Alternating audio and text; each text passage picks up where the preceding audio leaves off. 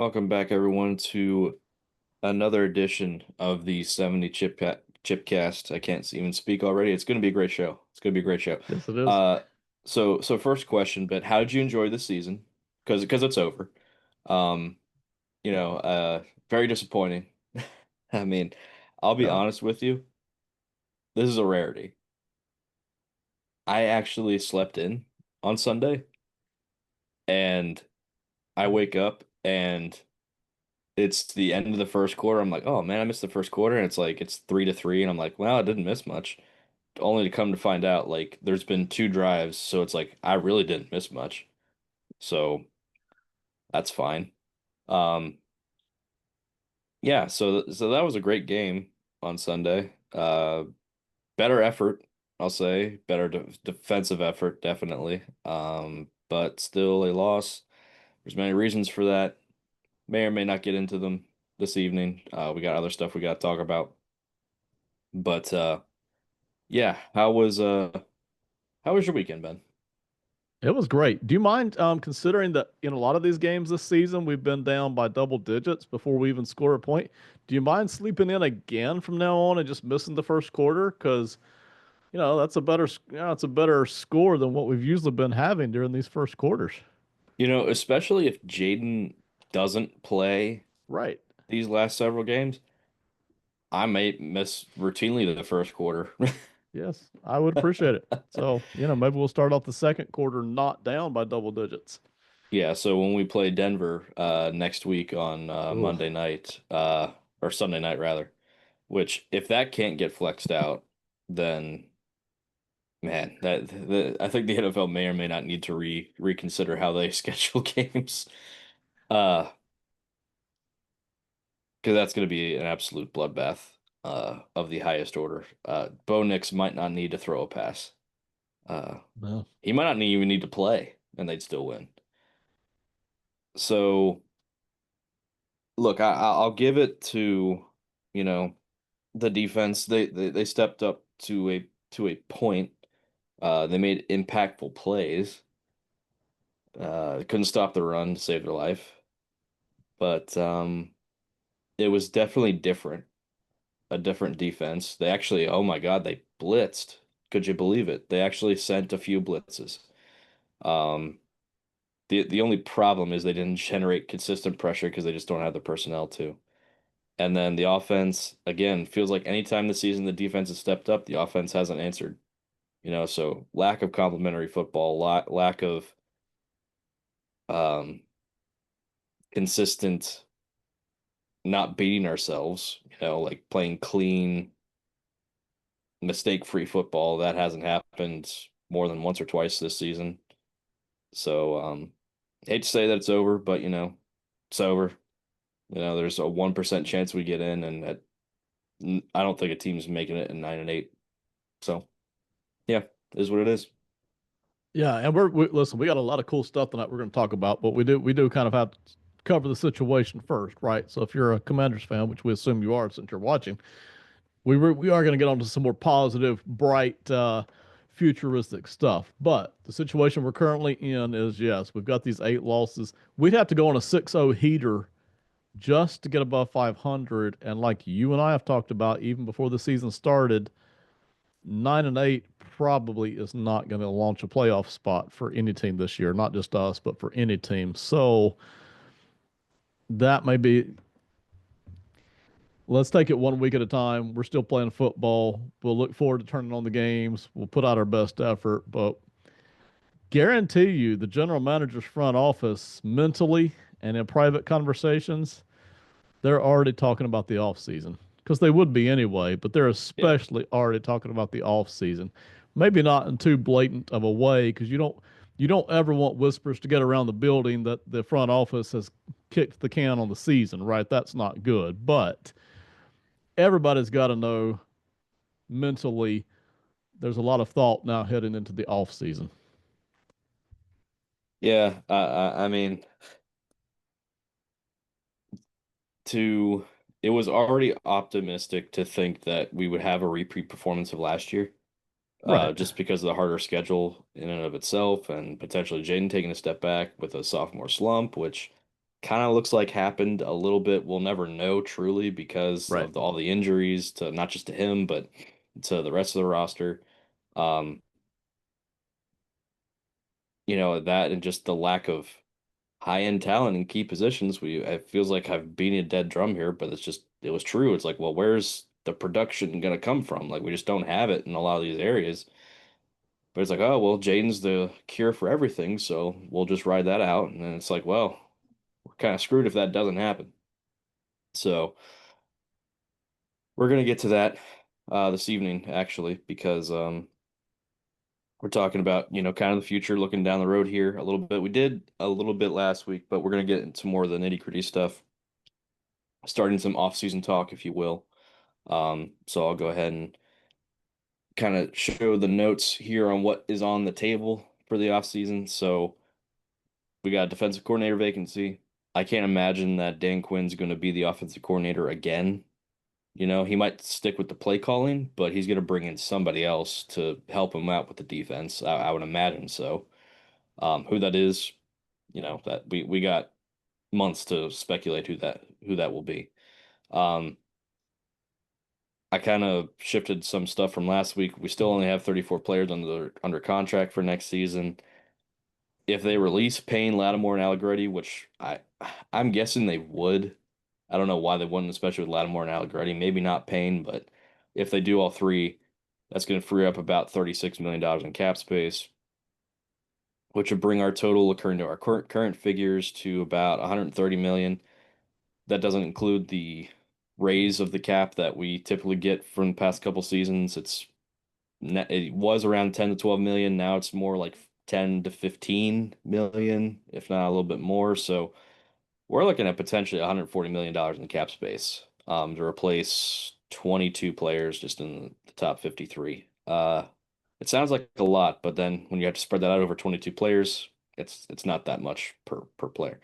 Um, Again, we have the also extensions there.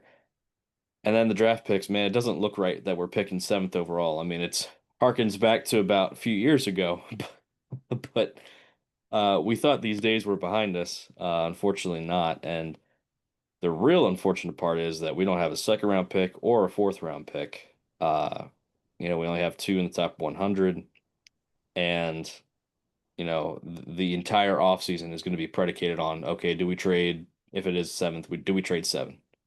Who can we coax into trading up for a quarterback or some flashy receiver, or I don't even know who's I'm not in touch with the top prospects in the game right now in college, but I'm sure you could think of a few that maybe a couple teams would try to, move up for.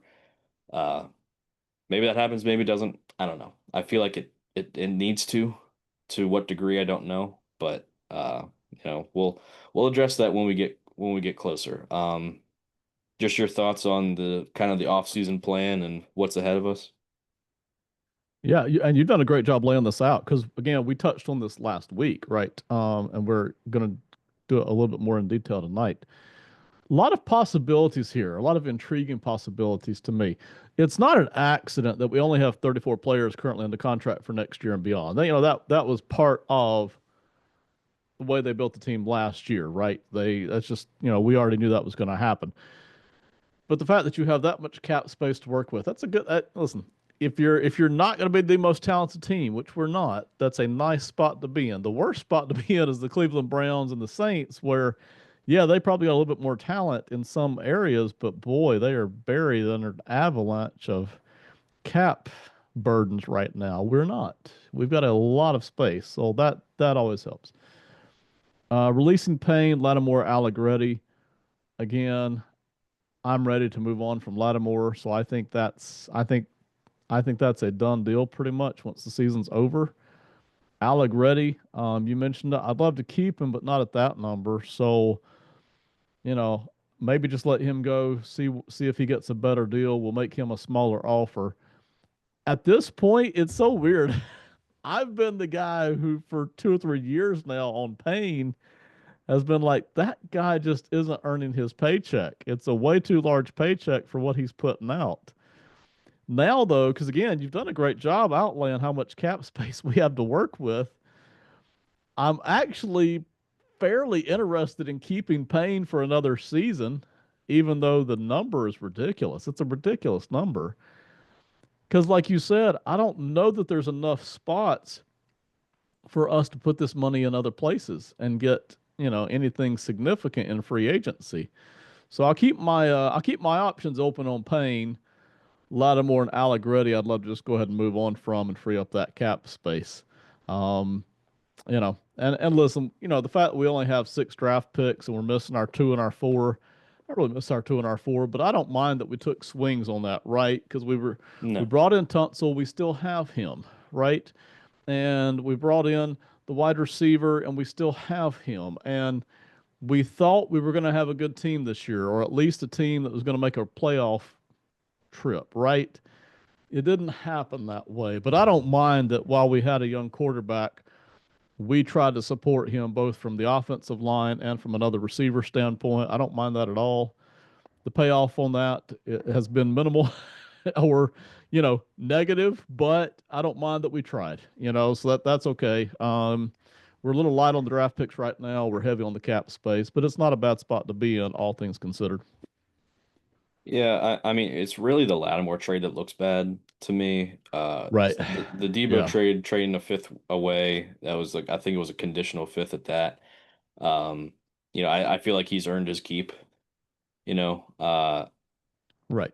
what kind of production we're going to get from a fifth round receiver like that? Probably not. I mean, maybe, maybe you get a guy like Puka Nacua or somebody like that that's a late round kind of gem, but generally speaking, you're not going to get the production, even though it's not as high as I've wanted it to be. You're not going to get that type of production out of a guy from that you chose in the fifth round. So I don't mind the Debo trade. Lunsell or Tunsil. Tunsil, I think we're still in wait and see mode. So far, it's worked out. Early on in the season, he just could not, keep his hands out of the cookie jar, getting these holding penalties, face mask penalties, all these other BS penalties. Couldn't keep out of it. But now he's kind of cleaned it up. He's hasn't allowed many pressures, many sacks over the last several weeks. So he's tightened it up. Which is I'm glad of that. So I feel like we're jury's still out on that trade. We'll see what happens another year or two. But so far, I think we're on the positive part of that trade. So two of the three trades we've made for veterans have worked out so far. Right. Um, if you kept Lattimore, I can't imagine you'd do it at that number. Um, I would really prefer just moving on completely.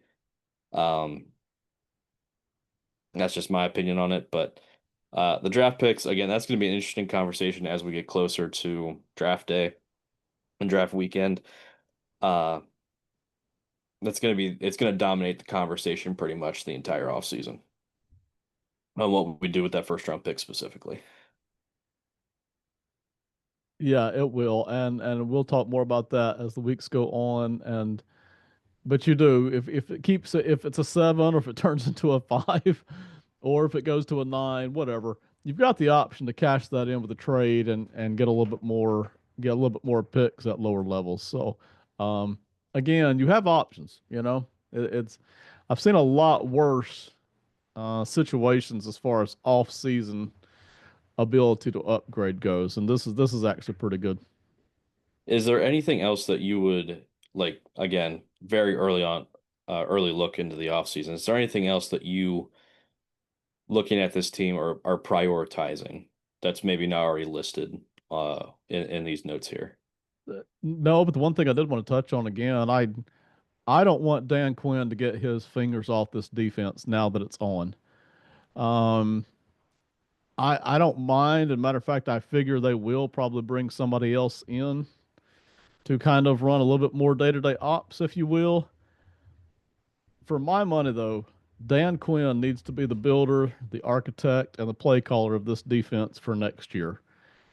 Everybody's jobs are on the line here, you know? I mean, Yeah. not just Yeah. Dan's, but everybody's. Everybody's in the building. I don't think that's true for this season. I really don't. I don't think, considering how wonderful last year was, I don't think everybody's gone at the end of this year. But after next year, if next year were a subpar season, everybody probably would be gone. I mean, everybody's playing for their jobs here, and even for Dan himself, you never know. This might be the last chance he ever gets to head coach.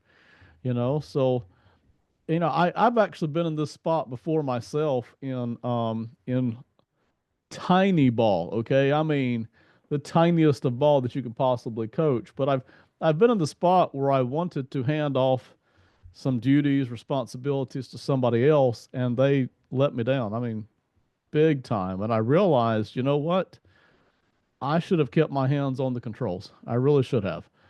And I feel like Dan should keep his hands on the controls here of this defense. And I realize maybe he cannot be as deep into every detail the way a real defensive coordinator would be, right? But I really feel like he needs to be all over this defense for next year, and that's kind of where I'm going to land on it. So I wasn't planning on bringing this up in this week's episode because, I feel like it's a little premature to have that discussion, but just thinking out loud here, okay, we have a lot of cap space. We don't have a lot of draft picks, Right. but we have a lot of cap space. We have a young quarterback. We're gonna have to completely redo the entire defense. Offense is Yeah. kind of set. Right. I mean, if it's very possible that we win maybe one more game this season, or we might not win another game. Like it's gonna get ugly. It's getting rough. As Adam Peters, or more specifically Josh Harris, do you look at this as an opportunity to maybe switch things up again?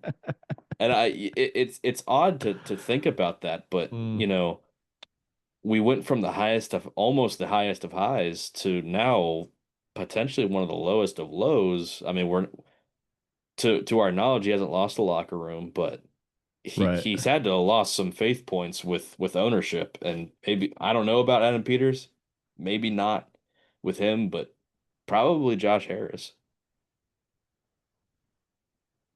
Right. It's a great point. And listen, they have these conversations, all right? The general manager with, his right hand man, they have those conversations. And up in the owner's box with his right hand people, they have these conversations. I mean, they do. So Yeah, there's no reason we can't have these conversations. I would love to keep Dan for another year. I don't see a real reason to move off, but people have these conversations. And especially if there's a guy out there that you got in mind, right? Because I have yeah, not yet prepared a full coaches list of guys I would love to bring in to any team yet. But if you got a guy in mind, right? Let's say if you're Adam Peters and you're like, there's this other young guy over there. I think he's about ready, right? I would love to give him a try. I'll throw a name out, like a Joe Brady, for instance, right? Just a young right, guy who's been on the list, right? And you're like, maybe we should give them a try. Offense is kind of in place. He could come right in and just take over that part of it. He can get him a defensive coordinator, hopefully, who can. People have these conversations. It's a conversation worth having. That's probably about as good as I can give an answer on tonight. But yes, it's definitely everything's always on the table, right? right. Always. I mean, I guess it comes back to should they be having these conversations? Right. Because has Dan, do you think, in your opinion, that Dan Quinn has built up enough goodwill and enough faith in ownership and in Adam Peters based off of last season to weather a 3-14 record? And with a defense, mind you, that is absolutely abysmal. In total free fall. Yes. I will say, um, it's so funny. When they hired Dan Quinn, I wasn't excited. I literally said more than once, it's fine, but I am not excited by this. And then last year happened and the energy was insane. Yeah, From him, it was insane. Not to yeah, mention the owner and Jaden Daniels. It was fantastic. And then so that's why I will say I would love to see the rest of this season. I would love to see them keep fighting the fight. And I would love to see him make this defense better. If he does that, I'm going to feel a whole lot better about bringing him back next year. If he make, and we saw it for one game, but that's one game, right? I mean, yeah, we need to see several games of this where they're not giving up, 38 points a game. If we see a pretty significant improvement from a beat to crap defense, then I'd be all in for keeping him around for next year. right. Yeah. I mean, I if it was me running things, which maybe thank God it's not, I don't think I would make the move, right? I don't think that this would be the time. It's almost like a lost season. Not saying it doesn't matter because it does to a lot of people, Right. you know, but you can almost chalk this one up as you hope if your ownership be like, well, they we just didn't have a lot of luck this season, which Hmm. you don't like saying that, I guess, because you like to think that everything's still somewhat in your control, but if you started out like 1-5 next season and be like, okay, we something's got to give here, you know, and you hate to go through an entire offseason with that in mind. I mean, I think he's definitely on the hot seat for next year. Certainly him and Adam Peters. Because Yeah. Adam Peters, he doesn't have a long track record. He doesn't have any track record. This is his track record. And so far it's hit and miss. The hits Jaden Daniels, outside of that, we're kind of waiting. Um, so I'm not going to dwell too much on this. I was just curious, on where you stood on where our thought processes are on just kind of outsiders looking into it. I think he's built up enough goodwill for now. What you said is important. It depends on how the rest of the season goes. If we see improved defense, even with what we have, that's definitely reason. That's reason enough to keep him. That he can produce something with that crap hand. But then begs the question, what took you so long? To make the Right. move. So that Yeah. kind of comes into question. Um, and maybe as Adam Peters like, yeah, we're not hiring another defense coordinator because you need to do it. We're just forcing you to. We're not going to hire another guy.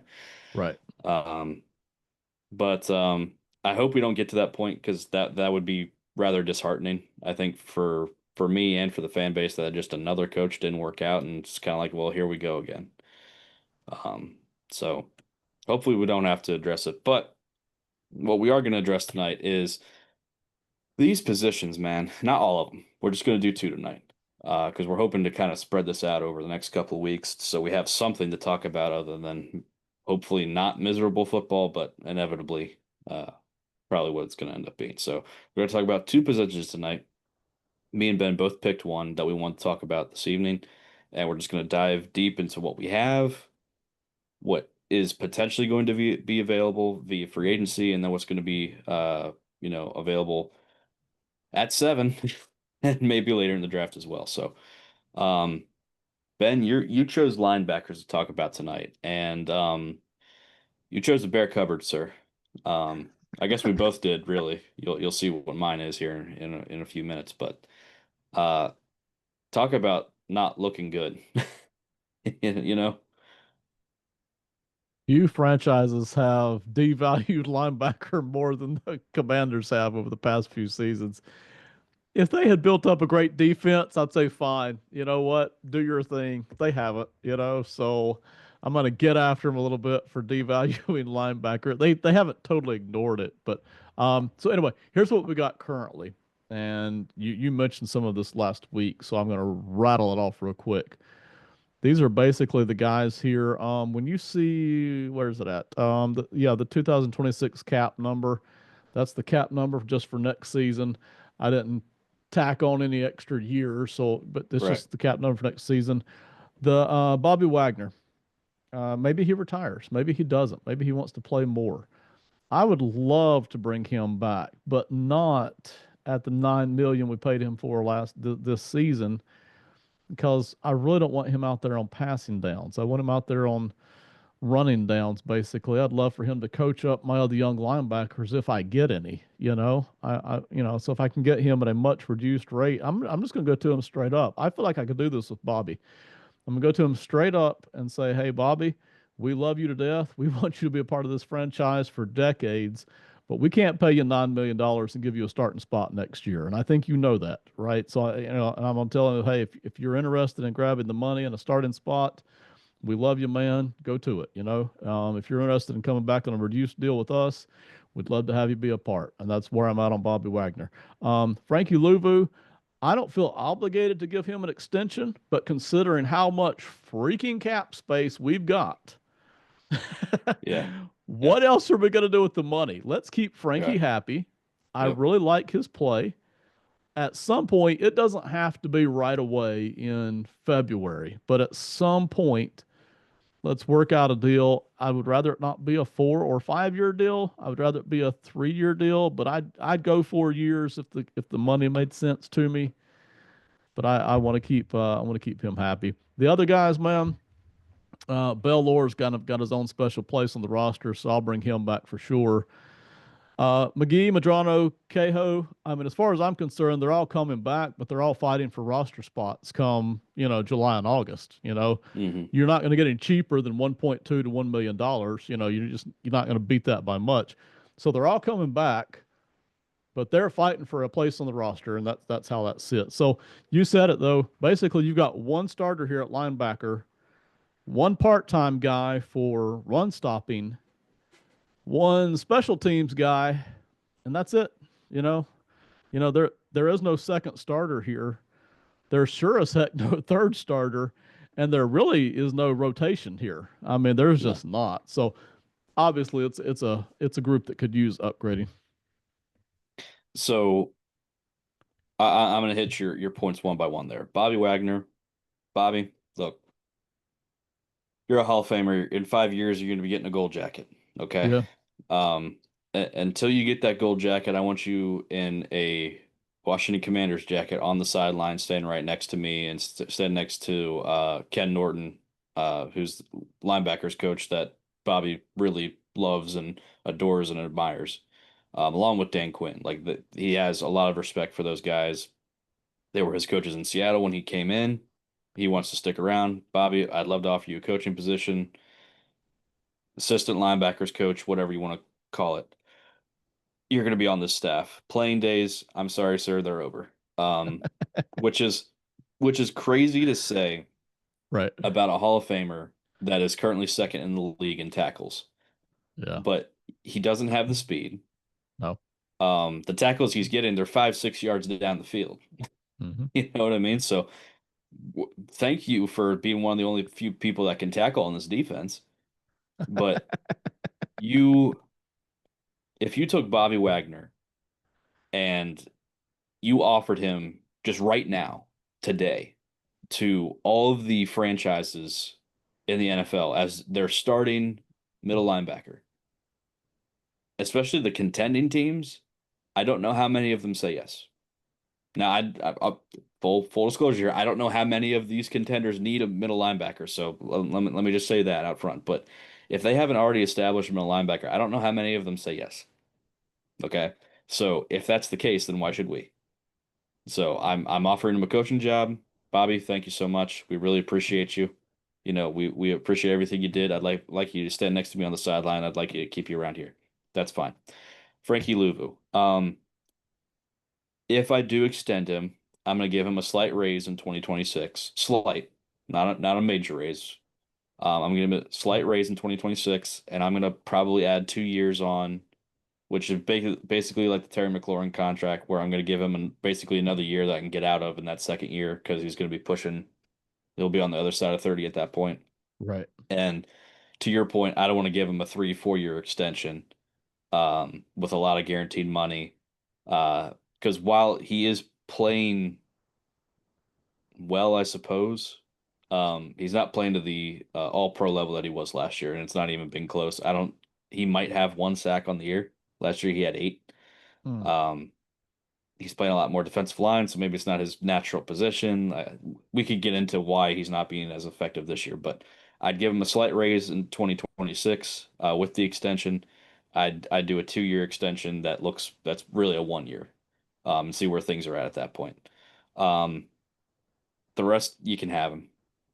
I have no real feelings toward Jordan McGee, toward Kane Madrano, Ali Cahoe.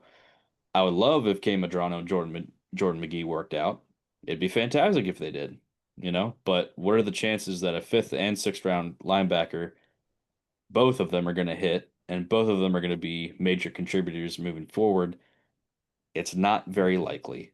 Um, so that being said, I would like to invest a lot of resources in this position moving forward. I'm not saying ignore these guys completely, but we got to bring in at least 2 guys with Right.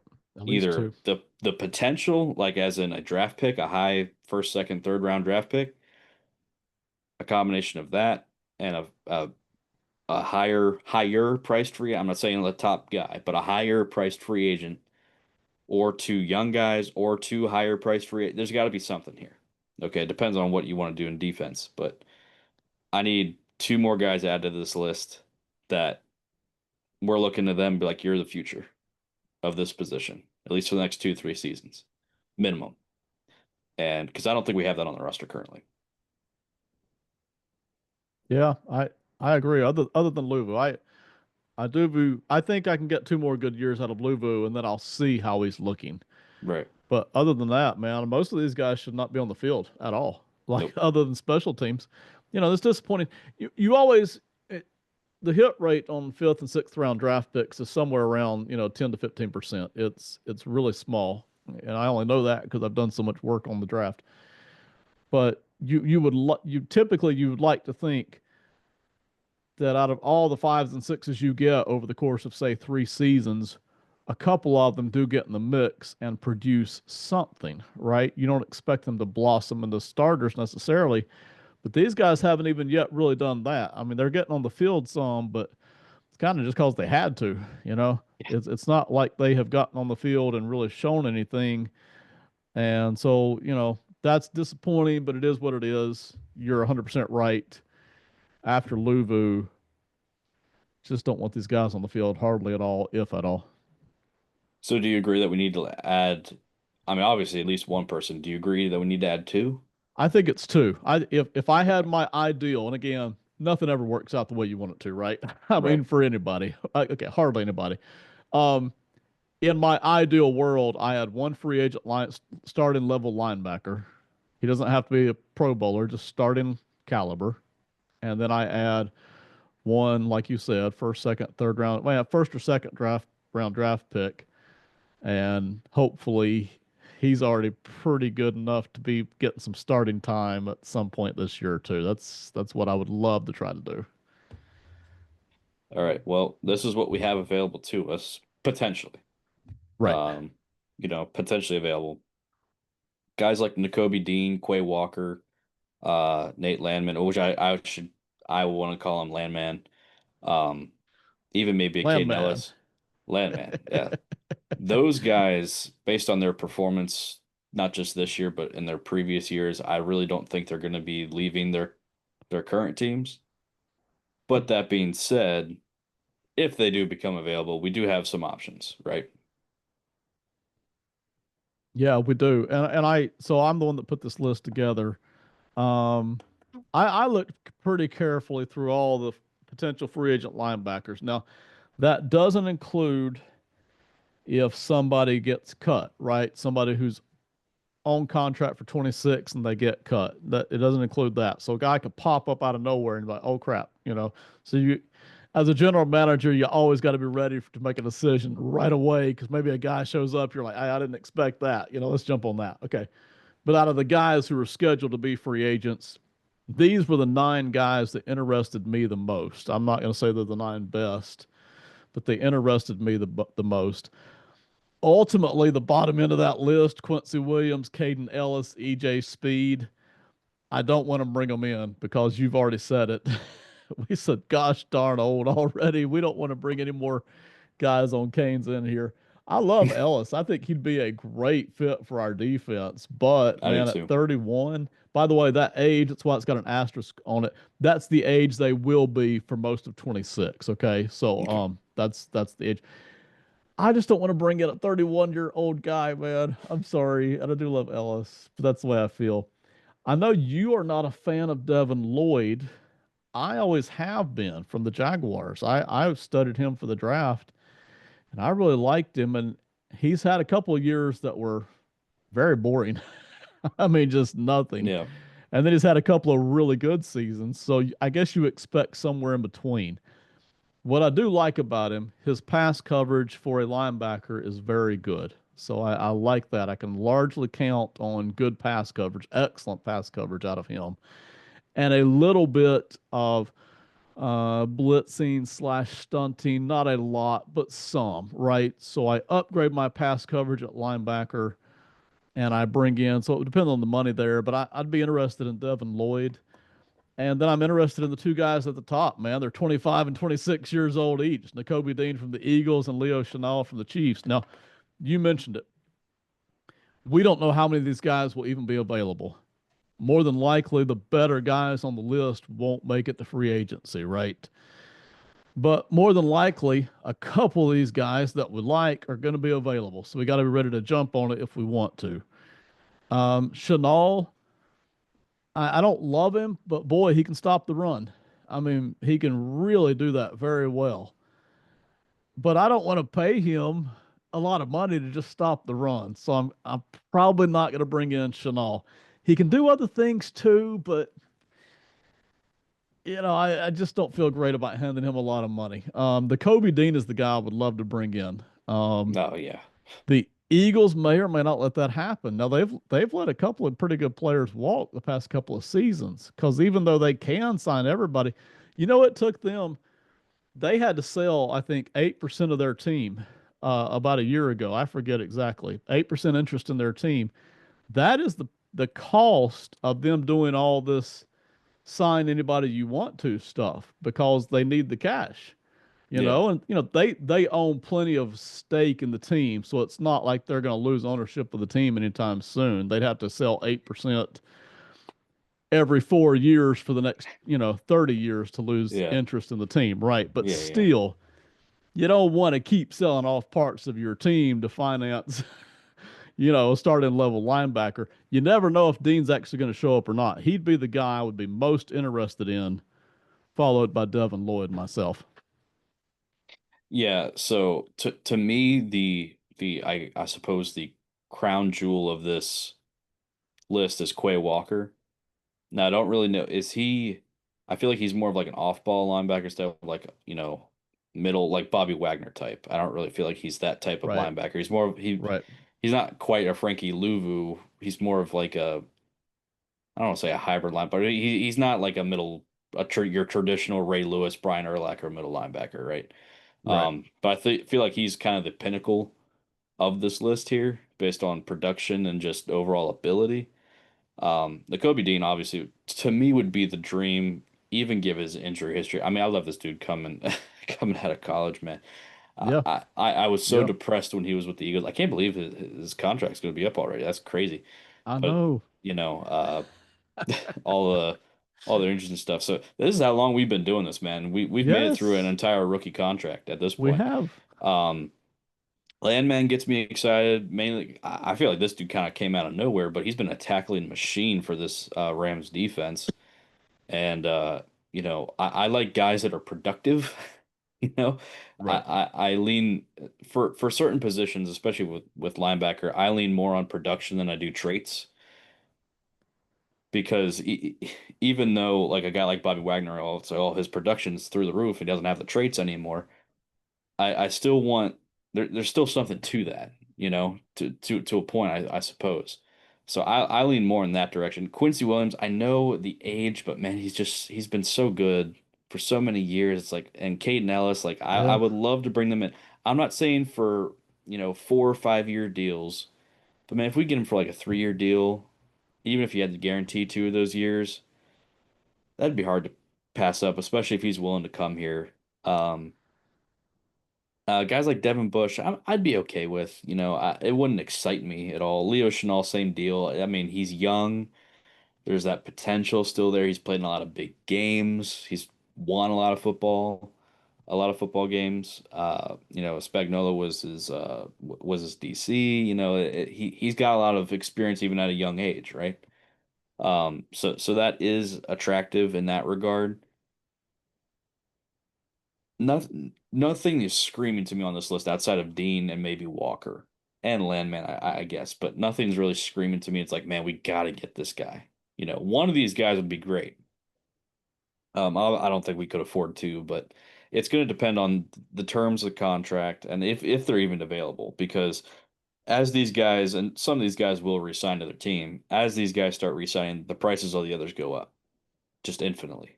because it's supply and demand. And to me, it's going to depend on terms. And is it a guy that we want, or is it a guy because we need a guy? I think that makes a difference as well. Yeah, so this is a list I like. I I think you and I both agree that Dean would be a great pickup. Even I'd be willing to Yes. hand Dean the money. Like like and again, I haven't dived into what that money might look like yet, but I know about what those things are going to run. I'd be willing to hand Dean the money and the years, you know. Yeah. The only thing that stopped me from that is the injury history. Everything else I'm sold on, but That's it's true. really injury history. That is a big deal. That's not that's not a small deal. So with that caveat, Dean's interesting. I like Chanel. I just don't want to hand him the money. Quay Walker's got the athleticism and has never put it together. He just never has done what they wanted him to do when they drafted him. He's an interesting guy, and obviously the age is great. Landman, you mentioned, came out of nowhere. Devin Bush, I've always been high on him, but he hasn't played good anywhere except for Cleveland the past 2 seasons, you know? So I'm a little scared of that. Does he only fit into Schwartz's scheme, right? That worries me a little bit. Lloyd, I really like. I would hand him the money too. I really like him. Williams and Ellis, boy, I love them, but the age thing, man. So this is where you have to, this is where as a general manager for those first few days of free agency, you get about 3 hours of sleep a night, right? I mean, Yeah, if you that. are watching everything and talking to everybody. If I can get one of these guys on a not break the bank deal, but let's say a 4 year deal at, I don't know, 19 a season, right? 18 a season, something like that. One of the younger guys that I really like. Let's say it's Dean. If I can do that, and then I can catch one of these other guys on a 2 year deal at, 9 or 10 a year on the older guys, we've instantly upgraded linebacker, and the draft hasn't even come yet, right? So that would interest me. But boy, you got to keep your fingertips on the contracts, like you said. Yeah, if that was the case, I would. Gosh, I don't know. I don't think I would do two of these guys. I would ideally, if we're playing Madden here, I would love two of these guys, right? But Yeah, uh, to yeah, me, I was still I'll tell you what my preference would be to get a guy like Caden Ellis, sign him to a 3 year deal. Really, it's just a year and a half to 2 years that are guaranteed. The third year you can get out of, because at some point he's going to start declining. right. Uh, and then again with one of those top three picks, because I feel like we're going to acquire a second round pick one way or the other. But the first, second, or third round pick, I want a linebacker. I don't want to wait to the fifth round. I don't want to wait to the sixth round. I want to the seventh round. I need a top talented linebacker in this class to come in to learn from Bobby Wagner, because hopefully he's still around, right, in some capacity, Right. to learn from a guy like Caden Ellis, to learn from Dan Quinn, to learn from Ken Norton, to learn from all these guys and develop and be our linebacker of the future. If he can't play then, I want him to learn to play it and be on the field once, and Ellis can then be exposed or expendable. So, Yeah, I tend to agree. The so who, Ellis, I would love to bring in Ellis. yeah. Okay, age. I know I said I didn't want to because of age, but you've hit on it a couple of times. He his game is not predicated on speed. It's not like he's going to just fall off all of a sudden. So if I can catch him on a fairly friendly deal, not kill me, but a fairly reasonable deal, I'd love to bring him in. I instantly upgrade my linebacker spot. And then I'd still love to tack Dean on top of it because I've got a young guy who, fingers crossed, he doesn't keep getting injured. Got a young guy who can be there for 2, 3, 4 seasons for me. So I would like that. You know, that's where I would be. Well, who are some of these prospects that we're looking at here? There's some really good prospects here. Goodness gracious, this might be the best linebacker group in decades. I'd have to go do my homework on that, but Ohio dang it. State has three? Yes. Technically, okay, Caleb Downs is a safety, but Okay. dang it, this is a good group. So we'll talk more about these guys as we get closer to the draft. I just wanted to introduce some names here. So uh, let me start with Arvell Reese. I don't even know where to start. Dang it, this is a good group. Arvell Reese. If you want a guy with two sticks of dynamite and a Stone Cold Steve Austin t-shirt who's going to jump in and blow things up, this is your guy. He's got the size, he's got the weight. I forget. He's something like 6'4", 250, something like that. Dang. But he plays linebacker. He's out in space. This guy blows up the run game. Oh my gosh, blows up the run game. But he's not just a run stopper. He also works off the edge and has shown the ability to get to the quarterback. Don't yet know how good he is at getting to the quarterback, but he may turn into more of an edge guy at the NFL level. We'll see. Sonny Styles is, I think, the best. I'm not going to say the best. Sonny Styles is tremendously good in pass coverage, and especially zone coverage. He's pretty good at holding up against the run, cleaning up, doesn't allow a lot of yak yardage, doesn't allow a lot of, guys teeing off for long gains.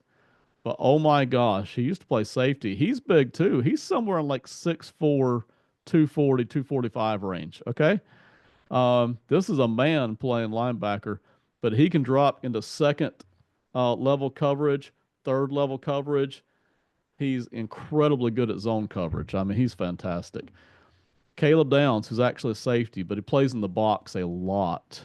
His instincts are tremendous. He reads plays so well.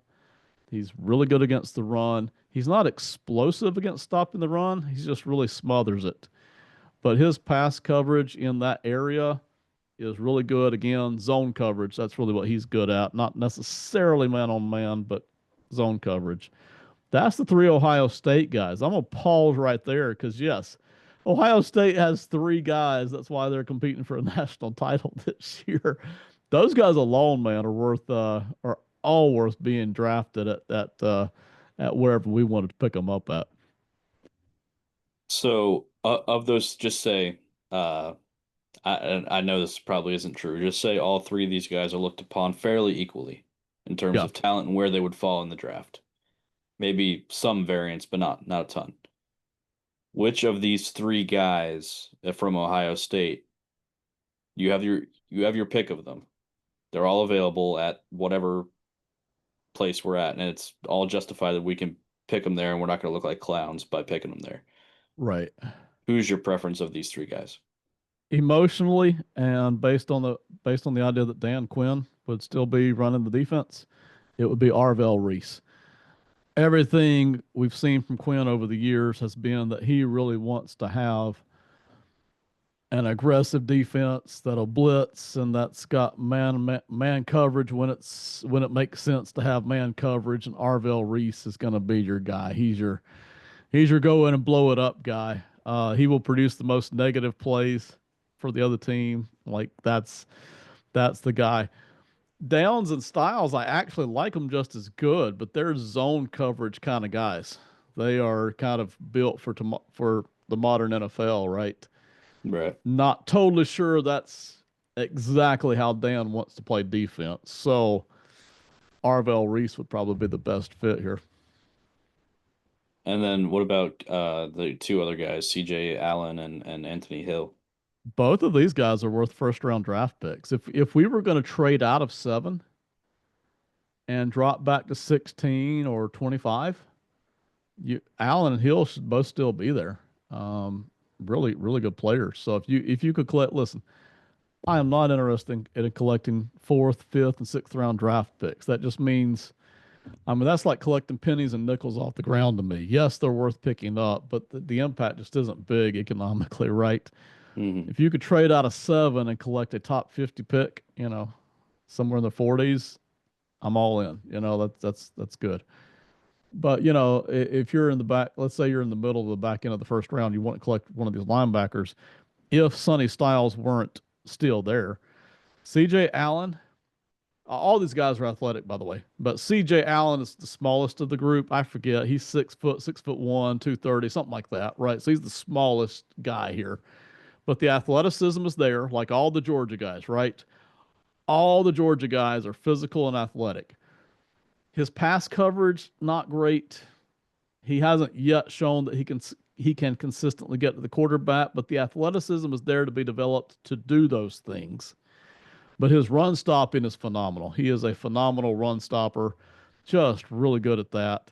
And again, he's a little raw, but the athleticism is there because we've seen the Eagles do this with the Georgia guys, right? They develop the Georgia guys, you know? So in Hmm. theory, we should be able to do the same thing, develop them athletically to where they can do all these other things at the next level. It's there. And Anthony Hill, to me, Anthony Hill is a very polished all around guy. Good against the run, good in decent in coverage, good at being able to get to the quarterback.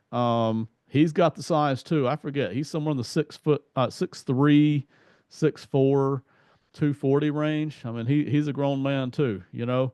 Got plenty of athleticism. I think he may move the best sideline to sideline at cleaning up plays, you know, taking out screens and stuff, other than Arvell Reese, maybe. Good sideline to sideline stuff. Really like Anthony Hill too, man. He would upgrade the linebacker spot. Anthony Hill's stock has gone down. Don't let that fool you if you're in the audience. A lot of that's just because Texas hasn't played well this year. A lot of times that pulls down all the guys on the team. They just don't play as well. You know, there's something about it at the college level. When everybody's playing bad, it tends to make these younger guys play worse. Hill's worth a first round draft pick. So I don't know yet because we've only covered one position, Right. but I'm going to be willing to bet that Arvell Reese is going to be your draft crush. And he's everybody's draft crush within the so he's a guy who during the offseason wasn't collecting a whole lot of notice. Right, But Dane Brugler came out with him, you know, 2 or 3 weeks ago, and he was already pushing up on the radar anyway, right? right. And then we covered him. Emotionally, it's hard not to love Reese. But I will say, Reese looks like a liability in pass coverage to me. Okay. I don't think he can do it. He's quick enough to run with these guys, but they're going to catch the ball standing right next to him. So he ain't got no ball skills, you Oh know. man. But he's so good at blowing up the run. And he's so good at coming off the edge and getting athletic pressure on the quarterback. You got to love him. I just personally am not a fan of his pass coverage at all. He plays a little 3 yard zone at Ohio State because he's got Caleb Downs backing him up over the top, Yeah. and he's got Sonny Styles covering him over the top. He plays literally off the line of scrimmage, a little 3 yard zone where he's kind of spying the quarterback and knocking down any short passes to running backs, crap like that, right? You can put him out on the boundary, and if a receiver catches the ball next to him, which they will, he will tackle them right away. Okay, he's not going to give anything Right. up. But yeah, the pass coverage isn't great for Reese. All right. So definitely some names to keep an eye on.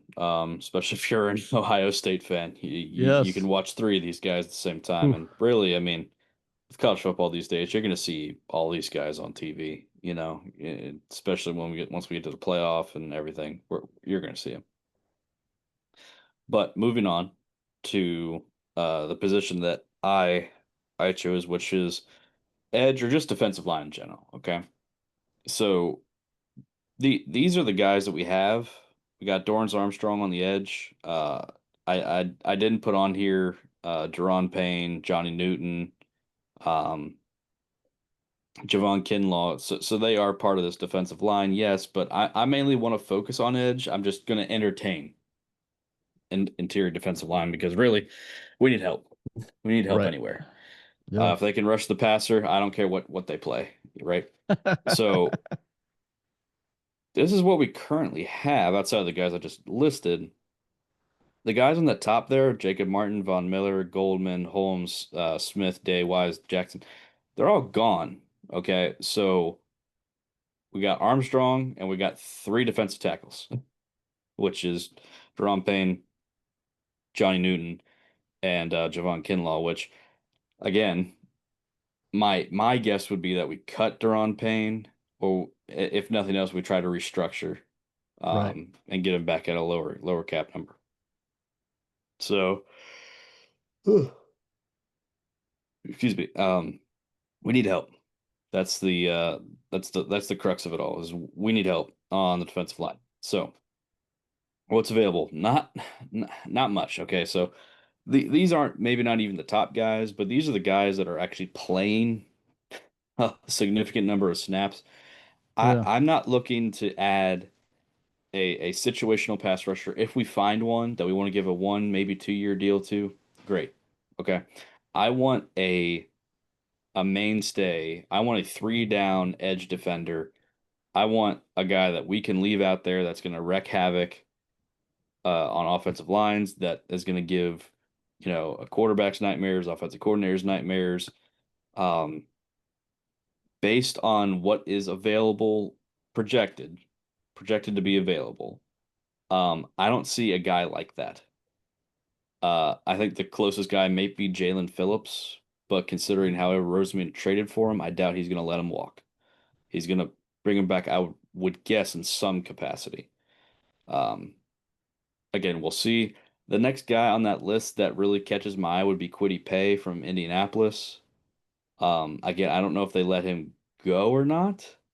Again, we will see. There's a couple other guys here. John Franklin Myers. I mean, is he a product of that the defensive line in Denver is so good that he's just benefiting from that, or is he actually like a guy that can play, 3 downs and really rush the passer and stop? Like, is he one of those guys? Honestly, you might be able to tell me more. Uh, m- you know, be more knowledgeable about him than I am. He does intrigue me though because he has been productive in Denver. Uh, the only other name on this list that really is kind of like jumping out at me would be Boye Mafe from Seattle. He was really productive last year at times. I don't know what he's looking like this season, but he was inconsistent. He would get sacks in bunches, okay, which is Yeah. fine as long as he's getting them, right? But it wasn't on a consistent basis. So I do have questions about that, but I like anyone that can get to the passer and and play the run, set the edge. I enjoy that player. I want him on our team, but again, the names that are jumping out to me are Phillips, Pay, maybe a guy like Franklin Myers and Mafe, but outside of that, I'm not jazzed about any of these options. Yeah, ultimately, I'm not excited by really anything here, but you're right. Those 4 or 5 guys that you listed are all guys I'd be interested in.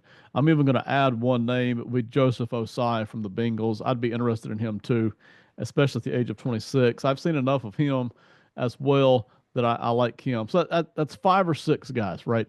And what you're really looking at here, man, this is where the Eagles do a good job of this, of building something, right? You're looking to build a defensive line that collectively as a group is going to generate pressure. And then hopefully at some point you've drafted a guy who on his own can generate pressure, right? That's what you would like. Yeah, So we're yeah. hoping this year's draft we get at least one guy who can create pressure on his own, right? And then in this free agent group here, it's not that none of these guys can generate pressure on their own, but they're not going to consistently light you up for sacks. They're just not. So what you're hoping for is collectively, if we were to pick up a couple of these guys here, and for the most part, they're not expensive guys, right? So if we were to add a couple of these younger type guys, right, 27, 28 years old, Jalen Phillips, I agree, probably the guy I would want most. If we add a couple of these guys, instead of it being 4 and 5 seconds where the opposing quarterbacks can pass the football. If we can squeeze that clock down to 3 seconds at least, or 3.5, which still isn't great, but at least there is a clock now, right? Yeah, There's a yeah, point at yeah. which you have to let go of the ball if you're playing us. And Indeed. then if we were, yes, exactly. And then if we were to add in a draft pick who could get consistent pressure off the edge, and maybe cut that down to 2.75 seconds per play against opposing quarterbacks. Now we got something that Dan can work with, right? So Hmm. I'm interested in all those guys you talked about. I'd love to add a couple of them. Is it going to majorly upgrade us over the guys we had? Maybe not hugely, but still percentage wise, you're thinking, hey, we're getting the quarterback quicker on average than what we're currently, which isn't very much at all currently. So I'll tell you my strategy going into this, okay? And we're gonna have a deeper conversation about part of this later. But I'm looking to bring in at least two of these guys, if not three of these guys on this list. Yeah, Okay, I'm not talking about for long-term deals. I'm just talking about getting them in the door, whether it's 1 year deal, 2 year deal, 3 year deal for some of the younger ones. Okay. Um, I'd love to get a guy like Phillips. I'd love to get a guy like Pay. So if you get those two, I mean, we have the money, right? right, So if we got to right. pay a little extra, we got to pay a premium for them. Fine, so be it. We want to get those guys in here. Fantastic. I do want to bring Jacob Martin back. I want to do that. Mm-hmm. He's been one of the few, uh, I don't want to say bright spots, but there are moments in some of these games where he just looks like a man possessed out on the Yeah, football field, and he just brings the energy. And there was an entire half, I forget which game it was, but there was an entire half where it was just the Jacob Martin show, where he was just getting to the quarterback, right. and whether he wasn't getting home or not, I mean, he was applying pressure. It's like, dang, who the heck is this guy? He was shot out of a cannon. So I do want to bring him back, not as a full-time starting edge rusher, but as a situational guy. Um, I do want to sign a couple of those guys. I just don't want them to be the mainstays, you know. This guy is a situational guy that's having to play full-time snaps. So I don't want to put him in that position. Combined with that, I want to add another at least one, if not two more guys in the draft. And again, preferably one of those first three pick or guy in the first 3 rounds. If I'm being honest, I know we have a major linebacker need. I think we have a bigger problem here at edge rusher. And Right, I want right. an all around, and we'll get to the last list here in a minute, but I want an all around guy, a guy that I can keep out there for all 3 downs, a guy that's going to get to the quarterback, that's going to set the edge in the run defense, and I don't have to worry about him. Right, I can just set him, forget him, and he's going to wreak havoc. I want that guy. I'm not going to get him at the end of the first round. More likely than not, I'm not going to get him the second or third. So that first round pick, if we don't trade, it better be for a pass rusher. Um, that's just my thought on that. What are your thoughts on the strategy for the free agents? I mean, do you want to add less of them? Do you want to add more of them? What is your kind of thought on that? Because we got nothing else. We got Dorrance Armstrong coming off an ACL, so Right. it's really an empty cupboard. It okay, I'm with you on the strategy all the way. I'm lock, stock, and barrel on this free agent strategy. Just set the table in my brain a little bit more for the audience. If we were to keep paying for one more season, because that way you don't create a starting hole at defensive tackle, right? And we do have plenty of money. If you were to keep paying for one more season and you had Armstrong and you kept one other guy off of, because man, that list of what, 6 guys that are free Yeah. agents off the defensive line and they're all over the age of 30. Yep. I would love to maybe keep one of those guys. The rest walk. Okay. Keep one of those guys for continuity, whoever it is, just solidarity, that thing. So that gives you what, 3 guys, I guess? 3 guys that return, They plus got Newton Luvu. and Kinlaw. Yeah, Newton Kinlaw as well. So yeah, that's 5 guys that return plus Luvu from linebacker. I feel like I've got some continuity, right? And Hmm. then I add in at least 2 of these guys right here. For me, it would be Jalen Phillips, who you already mentioned, age 27. It would be Osai, age 26, who I think would be a great rotational guy. Okay, I just athletically, I really love what he brings to the table. And then one other guy is fine, especially if they're not going to cost a whole heck of a lot of money, which some of these guys don't. So that's 3 guys, hopefully, in theory, who all could get the quarterback better than most of the group we had last year. So we think in theory, and then yes, on the draft picks, I agree. Edge is a bigger need than linebacker, and I'm not even trying to devalue linebacker by saying that. It's just edge. We need somebody who can get after the quarterback, man. We need somebody who can do that. Yeah, so let's go ahead and transition over to that. These are the guys that I pulled. I don't know if these are the right guys that I pulled, but these are the guys I pulled nonetheless. I did trust the internet, so shame on me if I got it wrong. Um, I'm gonna be honest with you. I don't know anything about these guys. So I'm giving you 100% confidence. I trust your judgment. I trust your opinion. Um, about these guys, obviously, now I will put out the caveat. Once we start talking about these guys, I'm going to be more familiar with them, okay? But this is a very general, Right. this is what's available. It's like, oh, okay, sure. Who was the guy that you told me about earlier? Arvell Reese. No, no, no. There was another player. I said you could Oh, name him. not on the list. Yeah, it was like a Bobby Magoo, right? Yes, yes, Bobby Magoo. Yes. He's I'm really sure good. he'll be on the list here somewhere. We'll talk about him once. Yeah, he's a real good player. Yeah, at a State Tech University, right? Yes, absolutely. Uh, it is a good draft. If you're looking for guys that have potential off the edge, they can be had all during the first and mm, half of the second round. They're there. They may not be able to be on the field for all three downs, but as far as guys that will give you burst to get after the quarterback, there's quite a few guys who can do that. So it is a good draft for that. That is good. Of these guys listed here, I mean, are these all first round prospects? I'm assuming. For some people, yes. Now, for me, when I look at Bain, Woods, Falk, they're all three first round locks. In fact, they're mostly top 10-ish guys. Okay. Parker's stock has gone down. I figure he still makes it into the first round. Kristen Miller has been on the rise. I figure he's probably he's a first round borderline guy for me.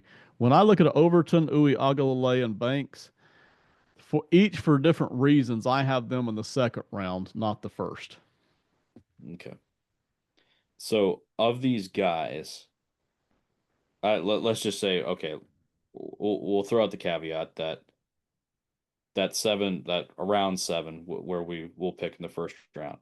Okay. Yeah, yeah. Who's the guy that's got, and I guess of those top three, Bain, Woods, and Falk? Uh, who has who's the best pass rusher out of those three? For me, it's Falk. I've watched a lot of film on Falk, which, by the way, between this network, that's Pro Football Entertainment, Pro Football Enterprises, sorry, and the Box Score Network, who we're sister networks, we've put out quite a few draft reports, and we've included some of these guys already. So some of these guys, like Bain, for instance, you can already go check it out on either one of those two networks. Falk is the guy that can get off on the quarterback, though. Uh, Fast, smooth off the edge, surprisingly just smooth, and has about three different moves to work with too, and that's very impressive. His ability to get after the quarterback is tremendous, but he's also versatile. You can leave him on the field for three downs. He'll hold up against the run. In some cases, actually shut down the run, but not the way some other guys in the draft will, but he'll hold up against the run. You can even move him over to defensive tackle. He'll hold up pretty well there too, although that's just not going to be his primary spot at the NFL. But Falk's ability off the edge, he hasn't generated a ton of sacks. So that's a little bit low. But when you watch the film on him, his ability to get around the edge and get pressure on the quarterback is really good. So who's the best guy here in run defense, setting the edge? Um, who's the best guy of those top three for that? It it's got to be Peter Woods just because he's so darn big and strong, man. He's got what is that, 40 pounds on Bain, Yeah, you know? Now he's got very quick feet. He almost reminds you like an offensive tackle because of the size that he's got, but the quick feet to go with it. It kind of reminds you yeah. of a good offensive tackle, but he's primarily defensive tackle, but he's got flexibility. You watch him move all up and down the defensive line. He'll make his living at defensive tackle, even though you can kick him out to edge. He can get pressure on the quarterback. He does. But boy, this guy will shut down a run game too. Peter Wood's so big, so strong. Heck of a player, man. You talk about more of an immovable object that's kind of pushing the wall, so to speak. That's Right. Peter Woods. Yeah. All right, then who's the best all around guy? Like if I just want a guy that He's going to be out there for 3 downs for sure. And, it doesn't matter what he does. He's going to do his job. That's probably Bain. And Bain, in his own way, you could argue is the most explosive. Now, he's not the quickest off the edge. And you can look at him with that 6'3", 275 and question what is his thing in the NFL, right? Does he have a standout thing? But I feel like he's got strength and power in spades. And I feel like he's got several moves to go with it off the edge, and he's got enough quickness off the edge. I really feel like he's just a physical presence, just really physically dominates at the college level, will do that to a degree at the NFL level, but he can still get to the quarterback too. I mean, I don't want to shade him on that, but all around out of these three players, I think Bain is probably the guy. Strength and power for Bain. It really is just power, man. A lot of power involved there for Ruben Bain. So at the end of the day, I mean, it's going to be a defensive draft. Now we spoke a little bit before we started, Right. started recording that I told you I'm a-okay with the way this team is set up currently. That if I think we're going to collect a couple more picks, at least one more. Where it is, I don't know, but I think we're going to collect at least one more draft pick. That'll give us 7.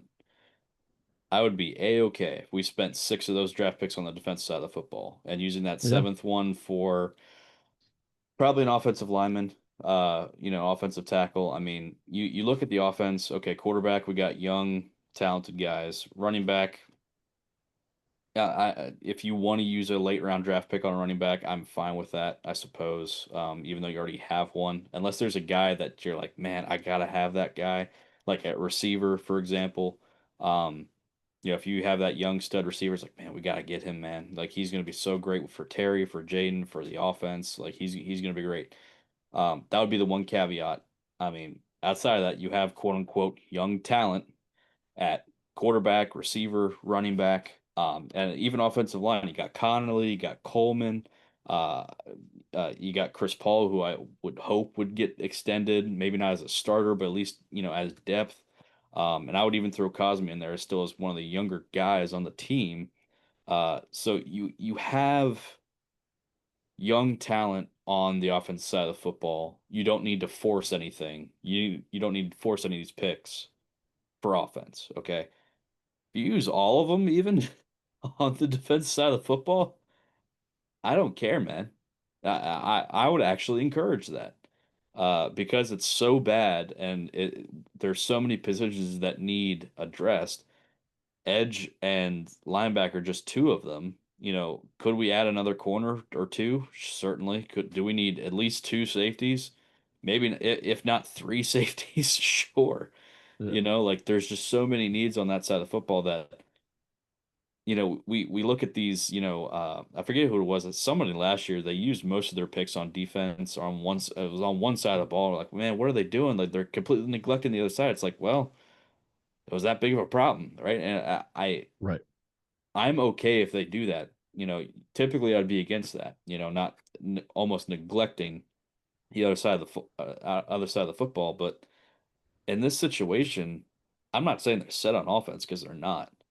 But just based on team need, I mean, you got to do something about that defense. I totally agree. And, every team's got to do what's best for them that particular year. Over the course of 5 years, you definitely really would not want to be investing 70% of your picks on one side of the ball, right? But in any given draft, I have no problem with any team in any season devoting most of those picks to one side of the ball. That just may be where you're at. The work you've done on offense may be largely complete for some teams, right? And you may be kind of more or less set there for a couple of years. Not that I think we're to that degree on offense, but we've just had a lot more success so far on the offensive side the past off season or two.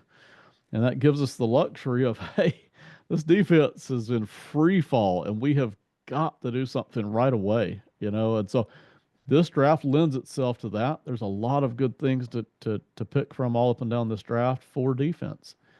Now, having said that, as you know, I know, man, life don't work out that way sometimes, you know? Sometimes you're sitting there at pick 7 and the guys you wanted all got taken, and there's a good receiver sitting there. And you're like, man, we really like this guy. It's like, okay, here we go. We like this guy. Yeah. That's good enough. And sometimes, let's say, for instance, if we were to cash in pick 7 and drop in to say, I don't know, pick 48. So we got pick 18 and 48. We'll say that, right?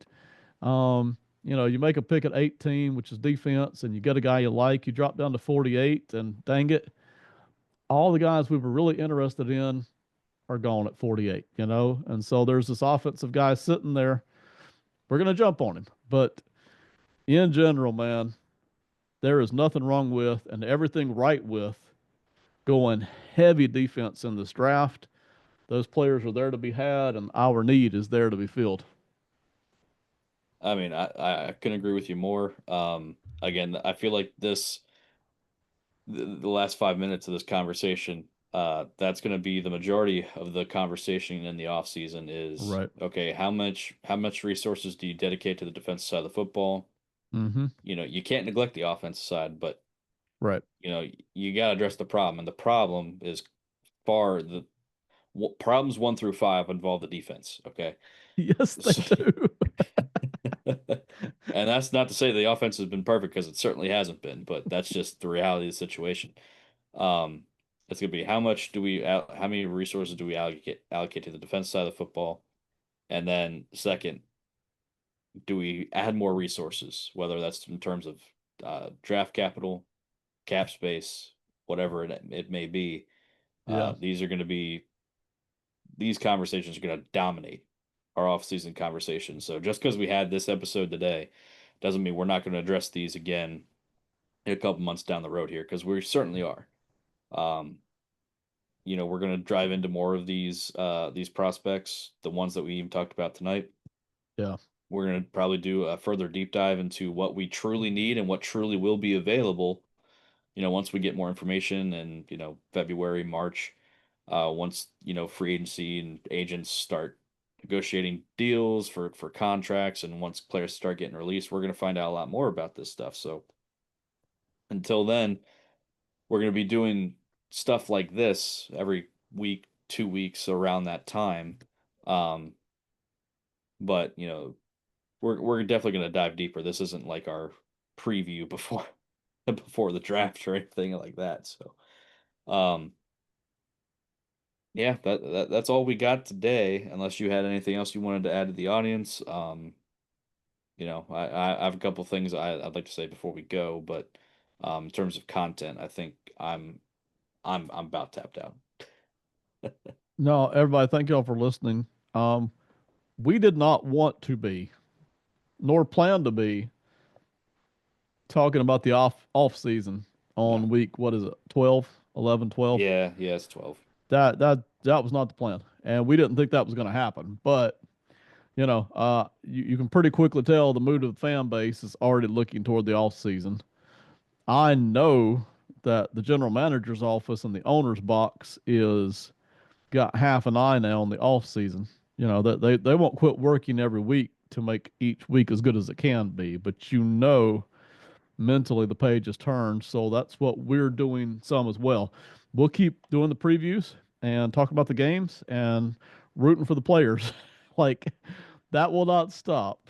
But here it is. Unfortunately, we are what we are, and we're gonna keep working to improve it. Yeah, I mean, I'm still rooting for him. I'm not one of these, especially just given the current situation with the coaching staff, with the quarterback. Hopefully Jaden comes back and does play. I do want him to play. I want him to get these live reps in. Yes. I don't want to end up 3-14. I don't want the top three pick. You Mm, know, I want us to show some life here. I'm fine with a top 10 pick. Because right. that's what we're going to end up getting. We're already there. We're Yes. we're already there. But I want us to show some life. I want us to get somewhere this season. We're not going to get anywhere playoff wise, but like I want us to make some progress to show Adam Peters, to show Josh Harris that you know what? what we have is not perfect, but it's something that we can work with going forward. And I want it not just for the coaching staff, I want it for the players too. Because even though some of these players that are currently playing aren't going to be on the team next year, a lot of them are. Right. There are some unfortunate injuries that are happening to a lot of these young guys that they're losing a lot of live reps, but the young guys that are going to be sticking around that are healthy, this is this is going to affect them going into next year. So, what the results are of this season, they need to play for themselves and for the rest of the team to show the coaching staff that like, hey, we belong here and we need to be considered for next year as well. And I don't want it to end ugly. It got ugly enough. I don't want it to get any uglier. Agreed. The Dolphins game made me feel good that hey, we can compete. So Yeah, we did it earlier in yeah, the season. So I that's so important, man. There's no draft pick out there that is as important as the belief in the building that we are here to fight every single week and we can win every single week. That belief is the most important thing you can have. And I still feel like the players have that, even though they know it's been a bad year. They yeah. do still go out there and feel like they can win every week and they're going to put in the work. So there's nothing more important than that. So it's I don't mean to go cliche here, every day show up. If you can stay after practice for an extra 30 minutes and try to work on something to improve individually, then do it. I'm Yep. not asking you to hang around till 10 o'clock at night and be a psycho, but let's keep putting in our good normal effort and a little bit extra at these practices every day. If you need a little bit more film study, do it. If you and the quarterback need a little bit more practice, do it. If you need a little bit more film study, get with one of your coaches and do it. I'm not asking I'm not asking you to go crazy here, but put in that effort and a little bit extra. Show up on game day ready to rock and roll, and then let's play the season out. Let's finish strong, and all these off-season things will eventually get addressed. But we're already looking at it. All right, one more time, I just want to shout you out. You kind of alluded to it earlier, all these player profiles that you've been doing for these college prospects. You truly do a great job on those. I know you're working on the offensive videos. Ben breaks down different offenses throughout the league, how to attack them, strengths, weaknesses, and um, I hate to give you further kudos. I don't want to sound like I'm pouring it on, but you know you've admitted it yourself that a lot of these defenses, it's not like they're not like they're listening to your videos and be like, oh, well, I never thought of that. But Right. the point is that you're on track with a lot of these defensive minds, which is not nothing. I feel like that deserves kudos and that deserves some recognition that what you're seeing from these offenses, the defensive coordinators are seeing too, and they're reacting and implementing a lot of the strategies that you're suggesting be implemented. So, I did want to give you credit for that and kudos for that, and all the listeners that are still hanging around out there. Well, thank you for hanging around, and sticking with us this long. I know it went a lot longer than we thought it was going to. It always does. Um, to just make sure that if you like this stuff, go check out the rest of Ben's videos, whether it's the college prospects or whether it's the offensive videos. A lot of great content that Ben's putting out, and make sure you subscribe, hit the bell for notifications, and if you have any thoughts, if you have any players that you want Ben to review or to do film studies on, or if you have a specific offense that you want Ben to take a look at, drop it in the comments. Let him know, and we might not do it next week. Might be the first thing on his to-do list, but he will certainly get to it. So Yes. please let him Yep. know in the comments, and he'll gladly do that. Anything else, Ben? No, appreciate the plugs. Thank you everybody for listening. Let's keep hoping for some better success this year and build on it for a really good 2026. All right. See you all next time against the Broncos.